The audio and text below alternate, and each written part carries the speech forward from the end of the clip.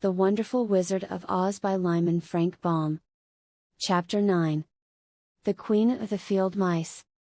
"We cannot be far from the road of yellow brick, now," remarked the Scarecrow, as he stood beside the girl, "for we have come nearly as far as the river carried us away."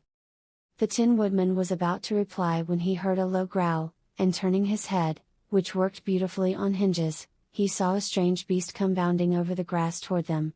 It was, indeed, a great yellow wildcat, and the woodman thought it must be chasing something, for its ears were lying close to its head and its mouth was wide open, showing 2 rows of ugly teeth, while its red eyes glowed like balls of fire. As it came nearer, the Tin Woodman saw that running before the beast was a little gray field mouse, and although he had no heart, he knew it was wrong for the wildcat to try to kill such a pretty, harmless creature. So the woodman raised his axe, and as the wildcat ran by he gave it a quick blow that cut the beast's head clean off from its body, and it rolled over at his feet in 2 pieces. The field mouse, now that it was freed from its enemy, stopped short, and coming slowly up to the woodman it said, in a squeaky little voice, "Oh, thank you. Thank you ever so much for saving my life." "Don't speak of it, I beg of you," replied the woodman.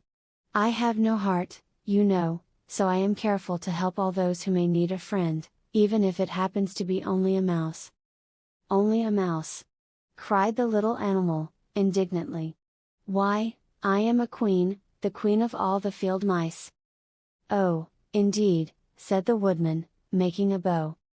"Therefore you have done a great deed, as well as a brave one, in saving my life," added the queen.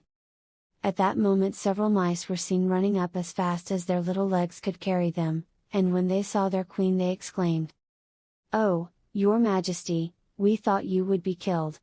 How did you manage to escape the great wildcat?" They all bowed so low to the little queen that they almost stood upon their heads. "This funny tin man," she answered, "killed the wildcat and saved my life.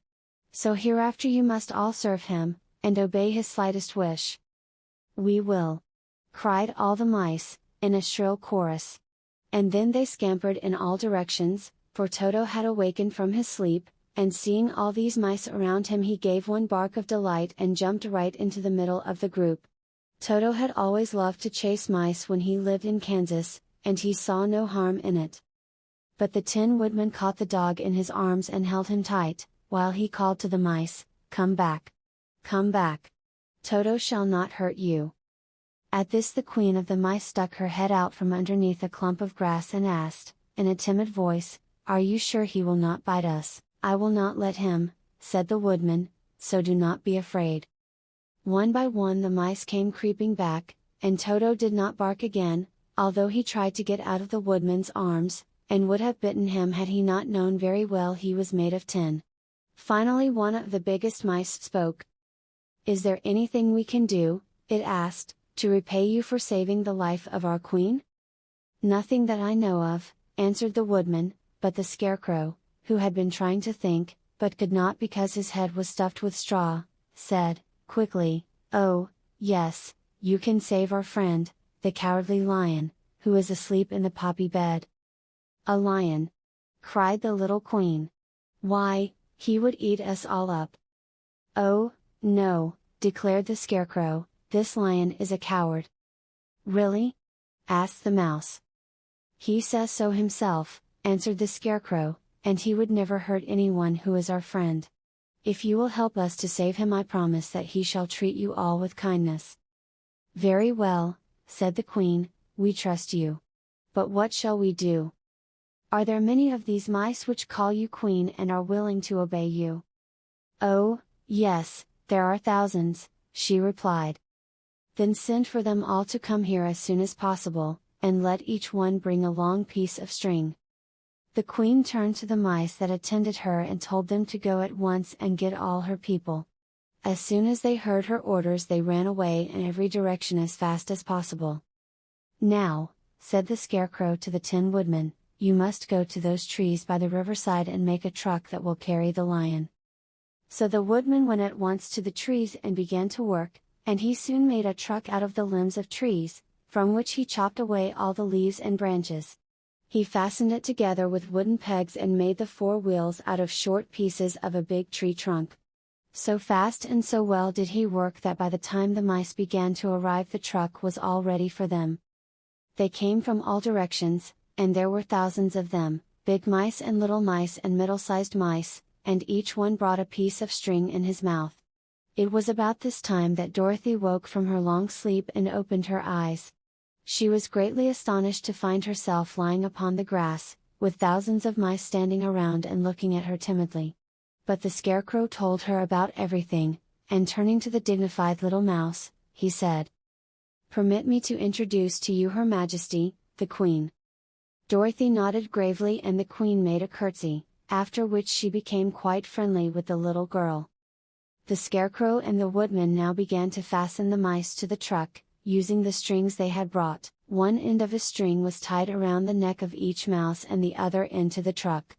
Of course the truck was 1,000 times bigger than any of the mice who were to draw it, but when all the mice had been harnessed, they were able to pull it quite easily.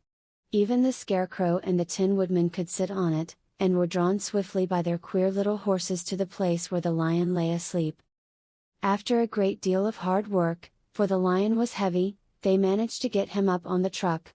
Then the Queen hurriedly gave her people the order to start, for she feared if the mice stayed among the poppies too long they also would fall asleep. At first the little creatures, many though they were, could hardly stir the heavily loaded truck, but the Woodman and the Scarecrow both pushed from behind, and they got along better. Soon they rolled the lion out of the poppy bed to the green fields, where he could breathe the sweet, fresh air again, instead of the poisonous scent of the flowers. Dorothy came to meet them and thanked the little mice warmly for saving her companion from death. She had grown so fond of the big lion she was glad he had been rescued. Then the mice were unharnessed from the truck and scampered away through the grass to their homes. The Queen of the Mice was the last to leave. "If ever you need us again," she said, "come out into the field and call, and we shall hear you and come to your assistance. Goodbye."